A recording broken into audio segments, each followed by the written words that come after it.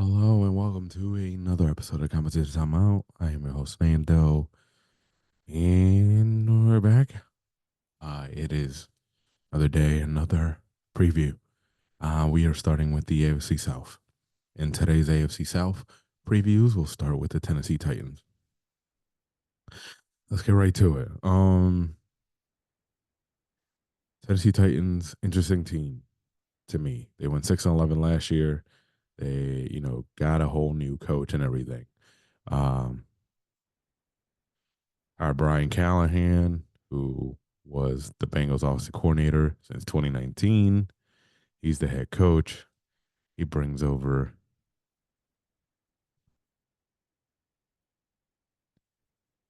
Nick Holes from he was the Jaguars with the Jaguars previously as the passing game coordinator, and then the UNLV also coordinator before that. And for his defense, he brings in Denard Wilson, who was previously the Ravens defensive back coach, and before that, he was the Eagles defensive back coach for a few years. And he is the defensive coordinator. First time NFL coordinators for both guys. First time head coach for Brian. He is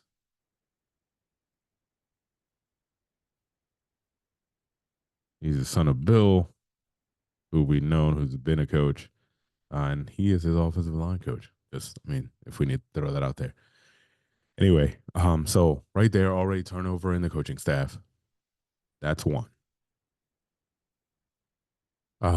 The Tennessee Titans are interesting as I was doing my review of this team and what they can and can't be, it might be, but they are going to be an interesting team.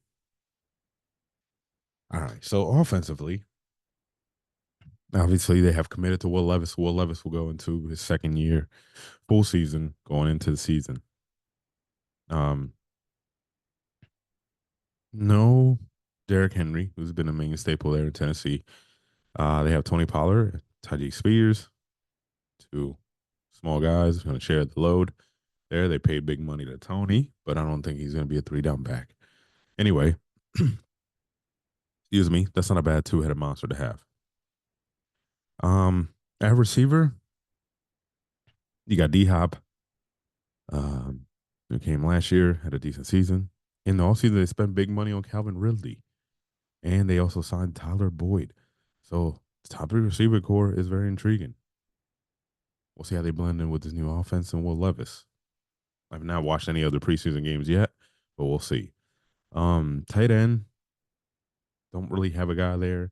You got Nick Finette, a Kongwo too. So we'll see who steps up there and who they choose to be the guy. Offensive line. It is a line that could be okay. Obviously, they got Skoronski, got Reduns, they got Petit Frere. They just drafted J.C. Latham at tackle. So they got a bunch of guys, Jalen Duncan, who they drafted last year. They have a bunch of guys, honestly. Uh, so they can be a really good offensive line, but that is the biggest question mark if I had to pick anyone on offense. On defense, they are keeping 3-4. They've had before. Excuse me. That shouldn't be happening.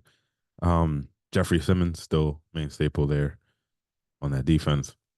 They signed Sebastian Joseph Day, who has jumped around the last couple of years, but he was a mainstay with the Rams for a little bit. And that's really the two biggest names there. At a linebacker, obviously it will be a 3-4. Got Harold Landry on one side. They signed Kenneth Murray, inside linebacker from the Chargers. Good signing there. They got some guys that they've had there: Shane Rave, Rashad Weaver, that can play outside linebacker. Arden Key, who they signed. They got Chance Campbell, who stepped up last year, inside linebacker. So that's a good pairing there. In the defensive backfields where they made a lot of um big moves where, you know, like that. Obviously they still had Roger McCreary, um, big guy for them. They went ahead and traded for the L'Jarius Sneed from the Kansas City Chiefs. And then recently they still have Caleb Farley. We'll see if he can put in a good year, injury less and everything. But recently they have, I guess you could say, stepped up to add to this defense, and they signed Quandre Diggs, um, and Jamal Adams to play safety, the duo that was in Seattle for the last couple of years. They were still free agents until late. Before I forget, they also signed Shadobi Awuzie. He can be on the other side of Jerry Sneed. Roger McCreary could be on the inside. This is defensive backfield. This is has potential to be a really good defensive backfield. Here in Tennessee, linebackers are decent. The line just has the two guys, so the line is both lines on each side are my biggest question mark. But this team kind of up in the air as a potential to be a spoiler for a lot of people. I don't know if they'll win the division, but they are going to be competitive.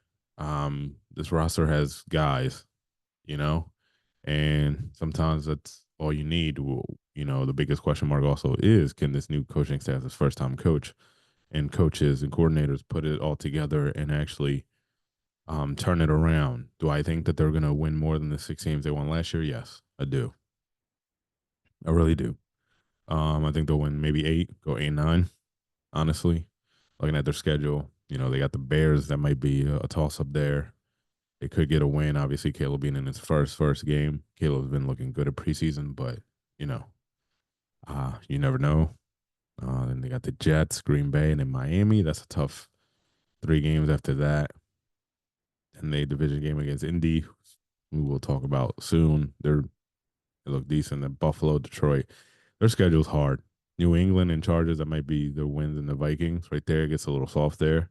Middle of the season, the schedule. Then they got Houston, then the Commander, that's easy, and then division and division, Bengals, and then division. So it's gonna be a tough schedule. I could see 8-9, honestly. If I'm going down the line. I say they get the Bears win. The Jets, they lose. They lose to the Packers, they lose to the Dolphins. They start 1-3. Indy, I'm gonna say they lose. Bills, they lose. Detroit, they lose. They are 1-6. New England, they win. Chargers, they win. Minnesota, they win. 4-6. Houston, they lose. Commanders, they win. Now they're 5-7, and then I can see them sneaking a game against the division. Um, yeah, I could. It doesn't look like they're 8-9, but some of these games are can be turned around. I'm just talking out of my rear end, but it was what? Let me see.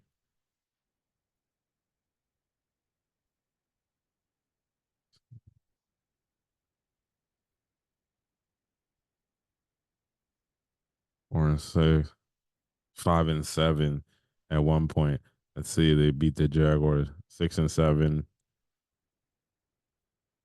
6-8.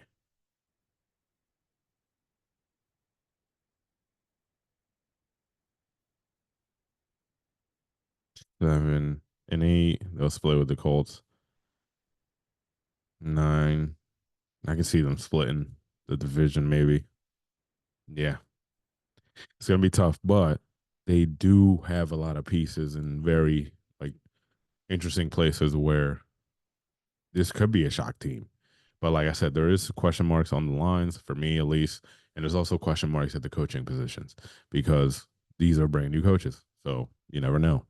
So yeah, that's where it's at. But honestly, this could be a team that can shock us all because they do have talent in some places. The receiving core could be deadly if Will Levis develops, the coaching staff does their jobs and helps Will develop. I think the Tennessee Titans could be a sneaky team, but as of right now, I got them going 8-9. But they would improve from last year. Um, yeah, Yeah, guys. Well, that was your Tennessee Titans preview. We'll be back tomorrow with some more AFC South previews.